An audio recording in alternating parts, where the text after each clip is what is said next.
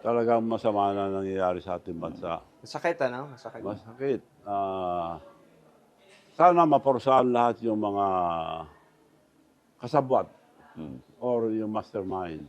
Kasi yung nadedemanda yung mga nagamit nila mga engineers, mga contractor. Paano nagkaroon yung contractor ng ganong kalaki? Sino nagbigay?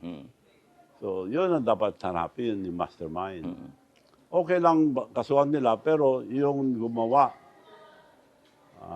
maliwanag naman Parang maliwanag pa sa Yung buwan. pumayag, yung pumayag. Yung gumawa, yung nagpagawa sa kanila, yun dapat hanapin. Like, yung Diskaya, 3 years, 34 billion ang nakuha. Paano makakakuha yun kung walang matakas na nagbigay sa kanya?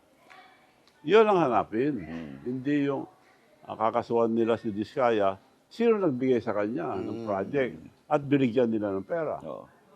Nagbanggit na pero pinipigil yung ICI, Chairman Reyes. Hindi pwedeng ilagay yan dahil kilala nila.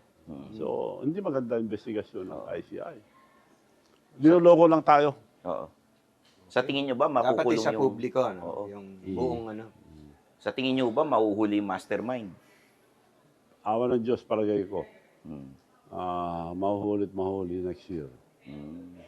Mahuhuli yan. I'm very sure, I'm dead sure mahuhuli next year. Marami ng katibayan, sumisingaw na. At i-explain ko lahat next year kung... Sa January, sa pasabog nyo.